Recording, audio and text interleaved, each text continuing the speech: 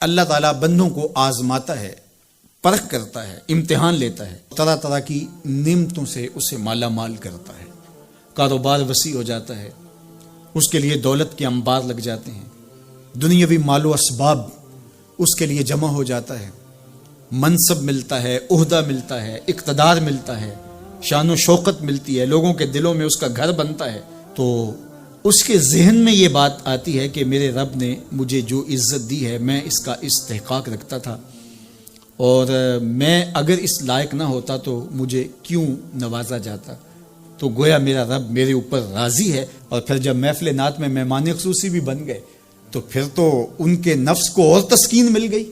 جب پیر صاحب نے بھی ان کو ہی اہمیت دی تو پھر انہیں لگا کہ واقعہ ہی ہمارا رب ہم پہ راضی ہی ہے، تبھی تو ہمیں مذہبی طبقوں کے اندر بھی اہمیت مل رہی ہے، حالانکہ وہ جانتے ہیں کہ ہم نے یہ دولت کیسے حاصل کی ہے، وہ جانتے ہیں کہ ہمیں سجدے کی توفیق نصیب نہیں ہے، وہ جانتے ہیں کہ آج اس محفل میں مہمان خصوصی سے تو کل ہم شراب خانے میں تھے، انہیں پتہ ہے، لیکن اس کی طرف توجہ نہیں جاتی، سوچتے نہیں ہیں، بلکہ وہ یہ سمجھتے ہیں کہ ہمیں یہ جو عزت مل رہی ہے یہ اللہ تعالیٰ کی طرف سے ہماری کسی قبولیت کی وجہ سے یہ عزت ہے، حالانکہ یہ ان کی آزمائش تھی، ان کا امتحان تھا۔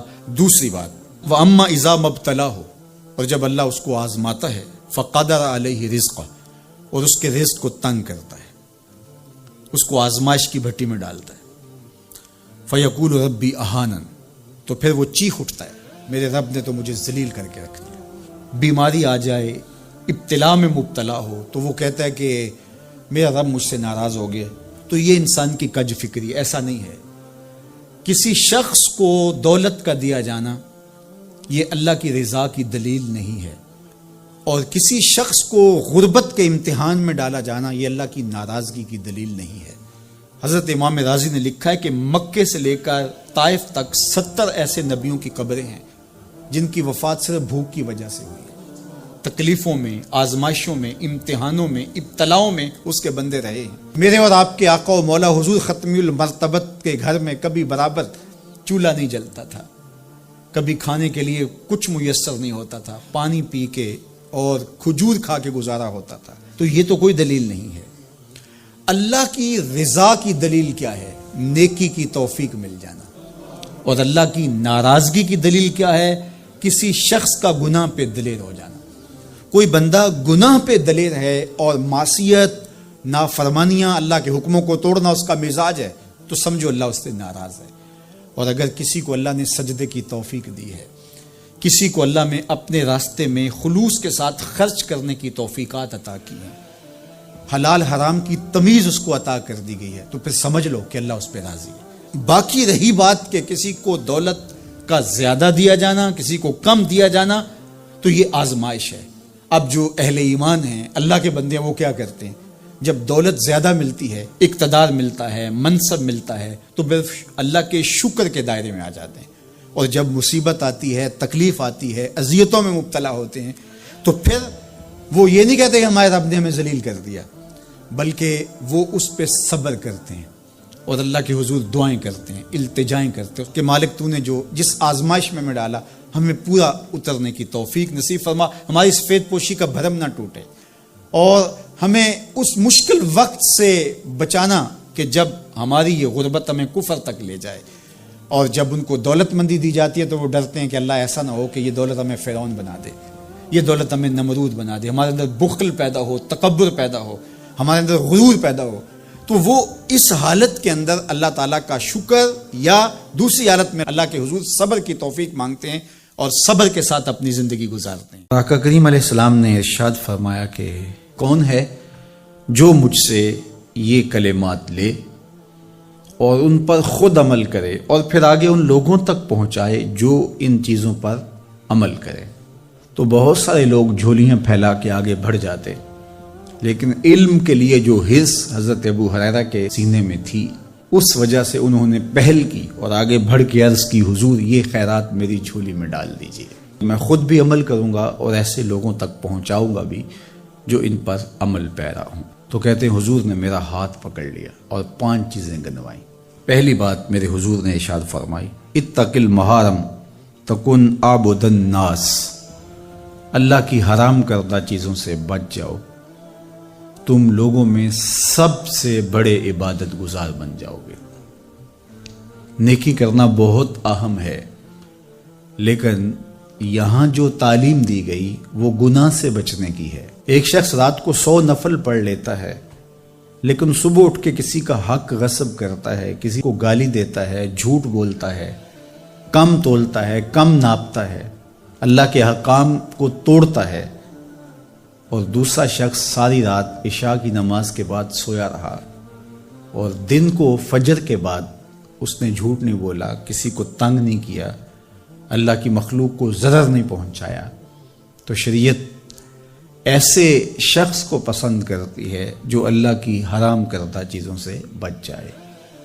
نیکی کی توفیق مل جائے، نفلی عبادات میسر آ جائیں تو بڑی بات ہے، لیکن اس سے بڑی بات یہ ہے کہ اللہ کی حرام کردہ چیزوں سے بچا جائے۔ دوسری بات ارشاد کی، وَرْضَ بِمَا قَسَمَ اللَّهُ لَكَ تَكُنْ أَغْنَى النَّاسِ، اللہ کی تقسیم پہ راضی ہو جا، لوگوں میں سب سے بڑا غنی تو ہوگا۔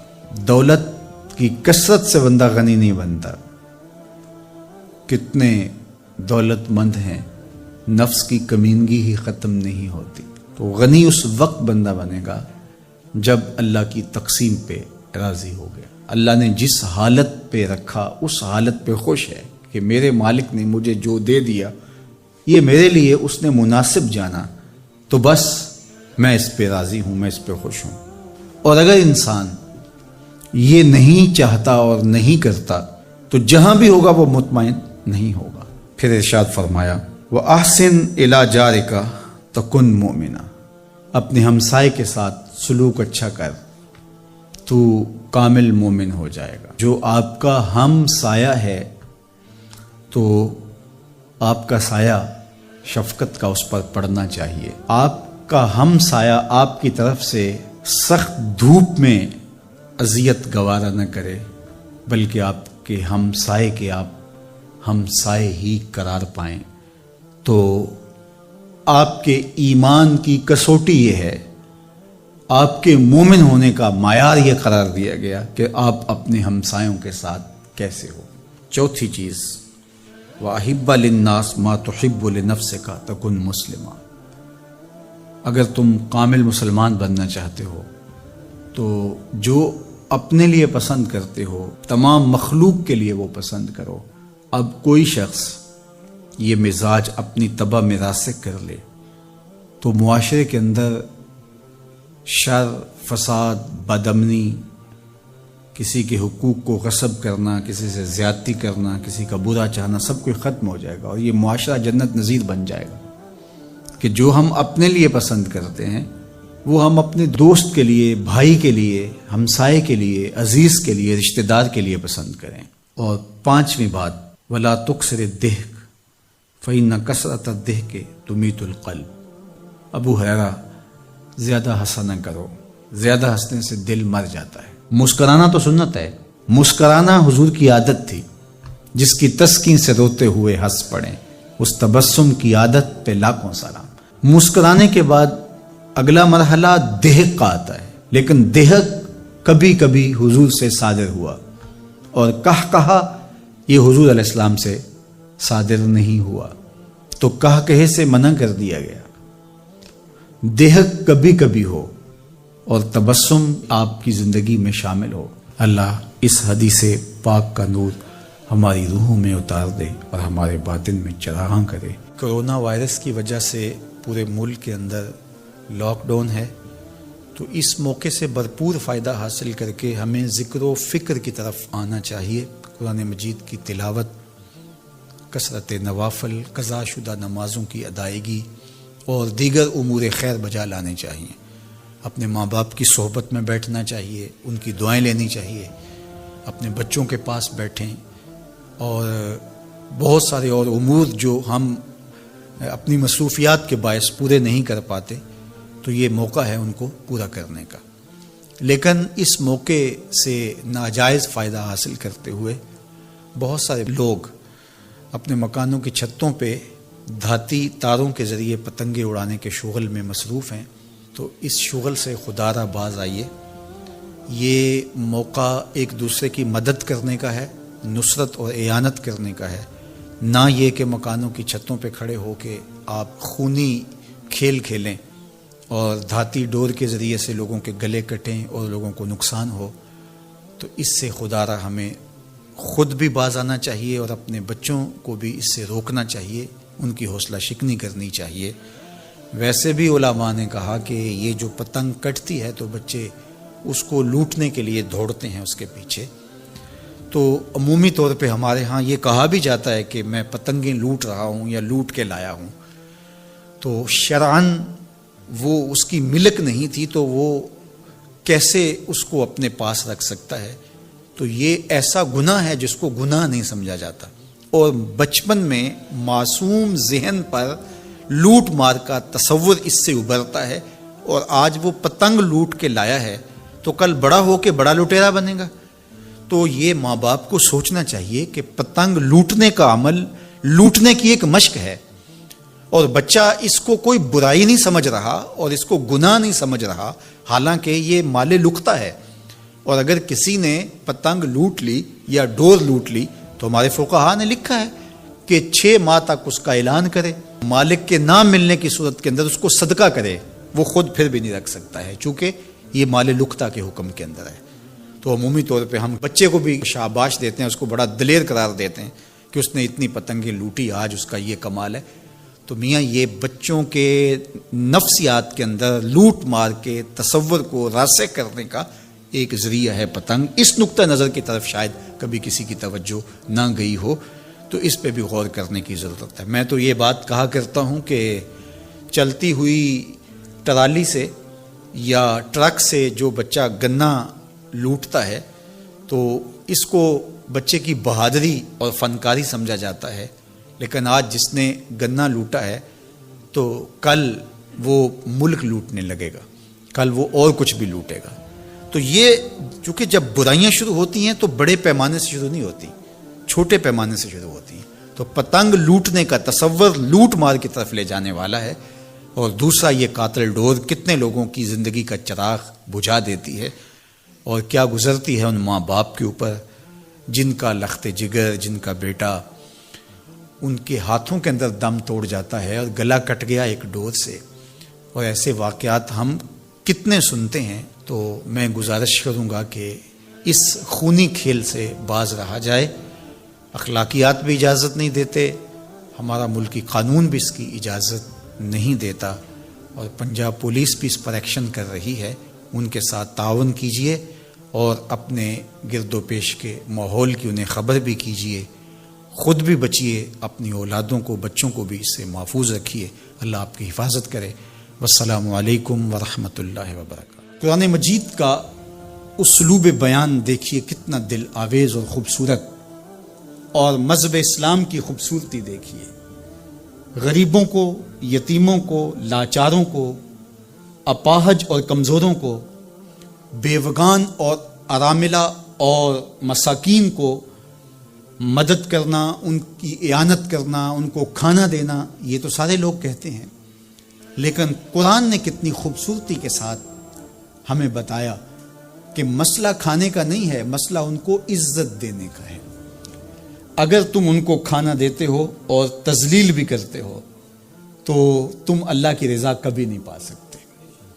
اللہ کی رضا تمہیں تب نصیب ہوگی جب تم ان کی عزت نفس کا خیال رکھو گے، ان کی تذلیل نہیں کرو گے۔ تم ان کی تصویریں سوشل میڈیا پہ اور اخباروں پہ ڈال کر کے ان کی تذلیل کا سبب اور ذریعہ نہیں بنو گے تو پھر تمہارا رب تم سے راضی ہے۔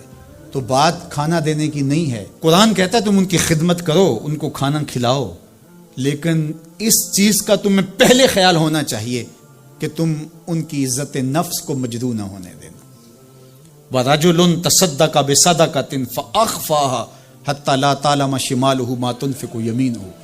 میرے حضور نے فرمایا جس شخص نے صدقہ کیا اور اتنے مخفی انداز میں کیا کہ جو دائیں ہاتھ نے خرچ کیا بائیں ہاتھ کو اس کا پتہ ہی نہ چلا، قیامت کے دن جب کوئی سایہ نہیں ہوگا اللہ ایسے شخص کو اپنے عرش کا ٹھنڈا سایہ نصیب فرمائے گا۔ کتنی بڑی بات ہے۔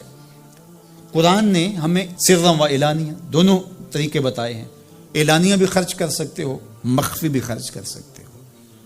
لیکن اعلانیہ خرچ تم تب کرو گے جب کسی کی عزت نفس کا مسئلہ نہیں ہوگا. آپ مسجد کے لیے فنڈ مانگ رہے ہیں، کوئی بات نہیں، یہاں تو کوئی ایسا شخص نہیں ہے، لیکن کسی ایک شخص کو دے رہے ہیں تو پھر آپ کو اس بات کا خیال کرنا ہوگا. اس وقت پھر مخفی کرنا تمہارے لیے ضروری ہے. اسی طرح اگر تم ترغیب کے لیے کر رہے ہو تو کوئی بات نہیں ہے، لیکن اس میں بھی تم یہ خیال رکھو کہ ترغیب میں بھی کسی کا دل نہ دکھنے پائے، کسی کی تصویر نہ آنے پائے. ترغیب دلانے کے بہت سارے طریقے ہیں، لیکن ترغیب دلانے سے قبل اپنے دل سے سوال کر لو ترغیب کے پیچھے چھپی ہوئی کہیں ریاکاری تو نہیں ہے. چونکہ ریاکاری جو ہے یہ کالے پتھر پر کالے رنگ کی چونٹی چلے تو اس کی چال سے بھی زیادہ باریک ہے. تو یہ بڑی باریک چال ہے. تو بعض کا بندہ کہتا ہے میں تو ترغیب کے لیے کر رہا ہوں، لیکن اس کے پیچھے اس کا نفس کھڑا ہوتا ہے اور اس کے نفس پہ یہ شاک ہوتا ہے کہ وہ بغیر تشہیر کے کرے، تو وہ ترغیب کا نام لے کے اپنی اس ریاکاری کے اوپر ترغیب کا پردہ ڈالنا چاہتا ہے، لیکن ہوتی ریاکاری ہی ہے. تو یہ اپنے آپ سے پوچھے. بندے کو پتا ہوتا ہے کہ میں کہاں کھڑا ہوں. اقبال نے کہا تھا کہ ملا سے نہ پوچھ اپنے دل سے پوچھ. تو بندے کو پتا ہوتا ہے کہ یہ ترغیب ہے یا اس کے پیچھے چھپی ہوئی ریاکاری ہے، اور ریاکاری تھوڑی سی بھی اللہ کو قابل قبول نہیں ہے. حضرت ابو امامہ الباہلی رضی اللہ تعالیٰ عنہ فرماتے ہیں کہ میں نے حضور سے پوچھا کہ ایک شخص جہاد کرتا ہے اور اپنی جان وار دیتا ہے اور اس کا مقصد اللہ کے دین کو سر بلند کرنا ہے، لیکن اس کے ذہن میں یہ بھی ہے کہ چلو میری بہادری کے جھنڈے بھی لگ جائیں گے، تو کیا اس کو اس عمل کا صلہ ملے گا؟ تو میرے حضور نے ارشاد فرمایا فلا شیء لہ، اسے کوئی اجر نہیں ملے گا. اللہ صرف اسی عمل کو قبول کرتا جو محض اس کے لیے کیا جائے. تیرے عمل میں اخلاص ہو تو اس کا اجر کچھ اور ہے. حور و خیام سے گزر، بادہ و جام سے گزر. جو محض اس کی رضا کے لیے عمل کیا جائے وہی عمل ہے. حضرت معاذ بن جبل رضی اللہ تعالیٰ عنہ حضور کے روضہ انور کے پاس بیٹھ کے رو رہے تھے. حضرت عمر گزرے تو رک گئے. کہا معاذ رو رہے ہو؟ کہا کہ صاحب مزار کا ایک فرمان یاد آیا جس نے مجھے رلا دیا. تو کہا وہ کیا فرمان تھا؟ کہا ایک دن حضور نے کہا تھا تھوڑی سی ریا بھی شرک ہے، تھوڑی سی ریا بھی شرک ہے. تو ضرور رکیے. آپ ترغیب کا نام لے رہے ہیں کہ میں ترغیب دینے کے لیے کر رہا ہوں، لیکن ذرا ایک لمحے کے لیے رک کے اپنے آپ سے سوال کر لیجئے ترغیب کے پردوں کے پیچھے چھپی ہوئی کہیں ریا تو نہیں ہے؟ اگر ریا کہیں چھپی ہے تو عمل ضائع ہو گیا، عمل برباد ہو گیا. کیتی کتری پئی کھو محمد تے سکہ بنیا زردہ، سب کچھ برباد ہو گیا. اس لیے محض اس کی رضا کے لیے ترغیب بھی اگر آپ کی نیت ہے تو اس سے قبل اچھی طرح اپنے آپ کو جانچ لیں کہ ہم کھڑے کہاں ہیں. اللہ اکبر. تو کہا کہ کلا بل لا تکرمون الیتیم، تمہارا مسئلہ یہ ہے کہ تم یتیم کی تکریم نہیں کرتے ہو، عزت نہیں دیتے. حضور علیہ الصلوۃ والسلام نے فرمایا کہ مومن کا معاملہ بھی بڑا عجیب ہے کہ اسے اگر تکلیف ہوتی ہے تو اس پر وہ صبر کرتا ہے، یا اسے خوشی ملتی ہے تو اس پر وہ شکر کرتا ہے. تو دونوں صورتوں میں اللہ اس کو اجر عطا کرتا ہے. اور یہ صرف شان مومن کی ہی ہے کہ وہ مصیبت پر صبر کرے، بلکہ فرمایا کہ مومن کے پاؤں میں کانٹا بھی چبھتا ہے تو اس کا بھی اس کو اجر دیا جاتا ہے. اس کے درجے بلند ہوتے ہیں، اس کے گناہ معاف کر دیے جاتے ہیں، اس کی خطاؤں سے درگزر کر لیا جاتا ہے. لیکن یہ مشروط ہے اس تکلیف کو صبر کے ساتھ برداشت کرنے سے. اگر وہ واویلا کرتا ہے، ناشکری کے کلمات کہتا ہے، تو تکلیف تو ختم نہیں ہوتی لیکن اجر زائل کر دیا جاتا ہے. تو اس لیے ہمیں ہر صورت کے اندر صبر کے دامن کو مضبوطی سے تھامنے کی تلقین کی گئی ہے. اور اہل ایمان کو یہ بھی سبق دیا گیا کہ جب انہیں کوئی بھی مصیبت پہنچتی ہے تو وہ کہتے ہیں انا للہ و انا الیہ راجعون، کہ ہم اسی کے ہیں اور اسی کے حضور پلٹ کے جانا ہے. تو یہ وہ امر ہے کہ جو ان کی طبیعت کے اندر ٹھہراؤ پیدا کرتا ہے اور ان کی زندگیوں کے اندر اللہ تعالیٰ جل شانہ پر جو یقین ہے اس کا پتہ دیتا ہے. اگر مصیبت کو اللہ کی طرف سے سمجھ کے مان کے صبر کیا جائے، اس کو مقدور سمجھا جائے، اس پر واویلا نہ کیا جائے، اللہ کی نافرمانی کا کوئی کلمہ نہ بولا جائے، اپنے عقیدے میں تزلزل نہ آنے دیا جائے، اپنے رویوں کی خوبصورتی کو زائل نہ ہونے دیا جائے، تو اس کا مطلب ہے کہ وہ شخص مومن ہے. اس کا یقین ہے کہ یہ اللہ کی طرف سے ہے، تو پھر اس کے یقین کے صلے کے اندر اللہ اس کو پھر ہدایت قلب کا چراغاں نصیب کرتا ہے۔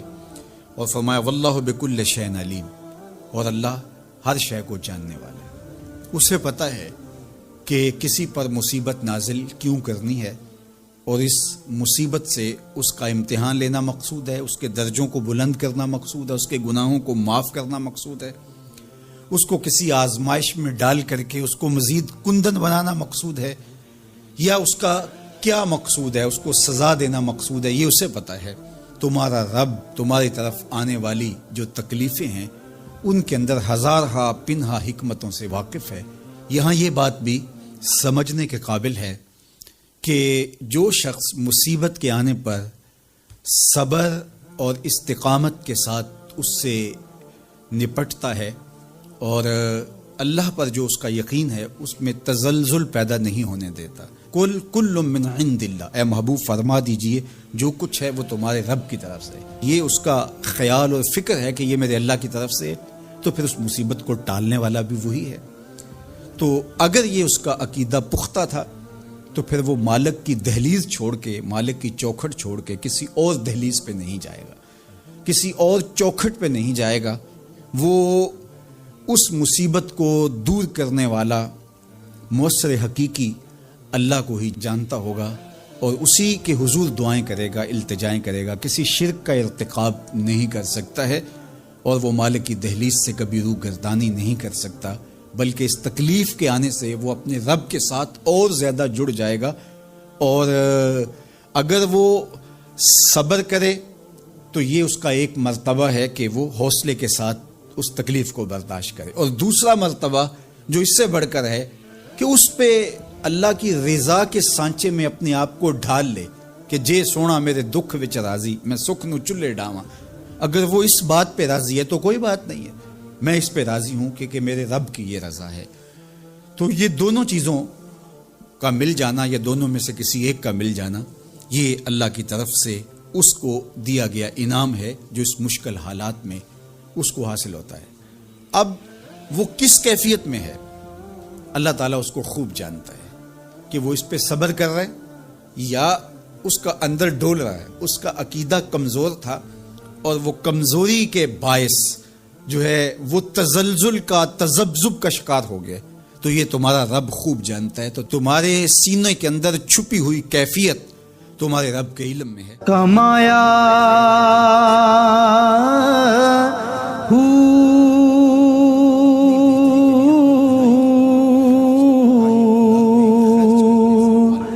نام بھج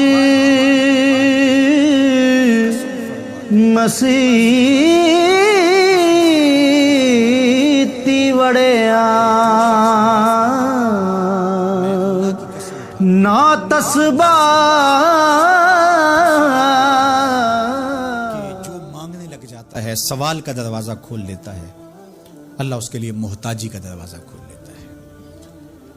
حالات سخت بھی ہوں، اگر قابل برداشت ہوں تو ان کو برداشت کرنا چاہیے تاکہ سوال کی عادت نہ پڑے۔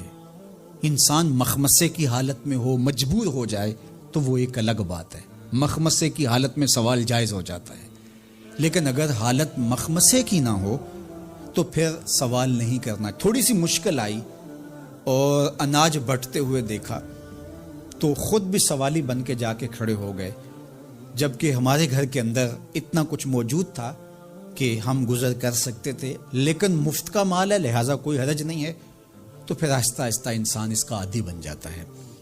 اللہ اس وقت سے بچائے کہ ہم محتاج ہوں اور ہمیں عملاً اس جگہ پہ آنا پڑے، اللہ سب کو محفوظ فرمائے۔ لیکن اگر حالات کچھ تلخ بھی ہوں تو پھر بھی اگر آپ دیکھیں اپنے آپ کو کہ کیا ہم ایسی جگہ پہ تو نہیں ہیں کہ ہم سوال کرنے جائیں، تو باہر ایک ماحول دیکھ کر کے تو لپک پڑنا، تو اس سے آپ کی طبع کے اندر سوال کی عادت پیدا ہوگی۔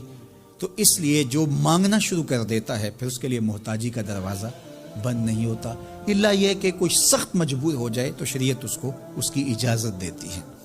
تیسری بات میرے اور آپ کے آقا و مولا نے جو قسم کر کے کہی، ما نقص مال عبد من صدقہ، کہ صدقے سے بندے کا مال کم نہیں ہوتا۔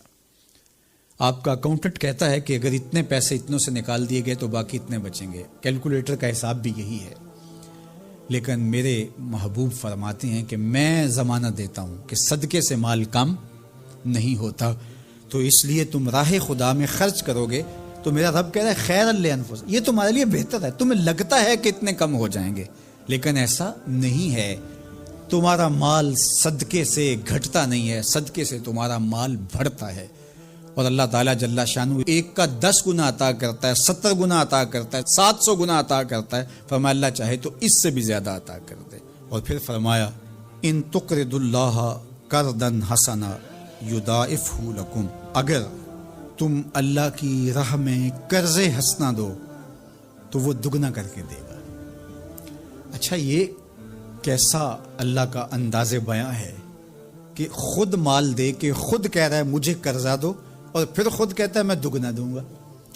دیا ہوا کس نے ہے؟ اسی نے، اور کہتا ہے کہ جو میں نے تمہیں دیا ہے اس سے مجھے دو، اور میں پھر اس کو اپنے دیے ہوئے مال سے دیے گئے مال کو دگنا کر کے تمہیں لوٹاؤں گا۔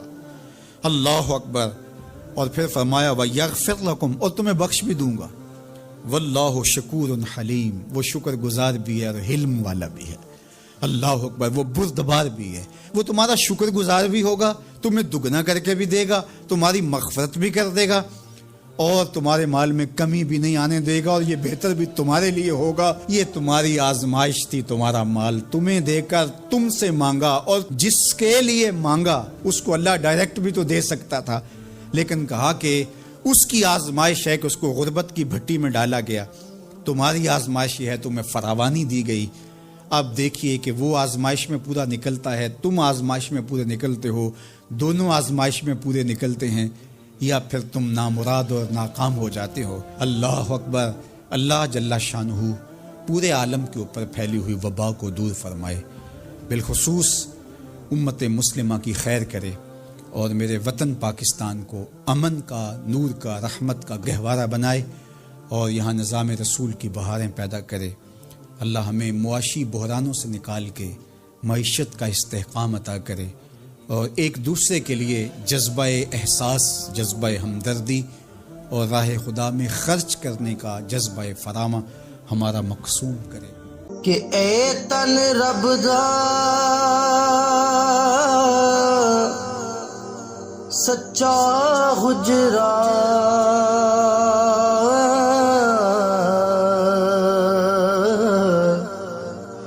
تے کھڑیا باغ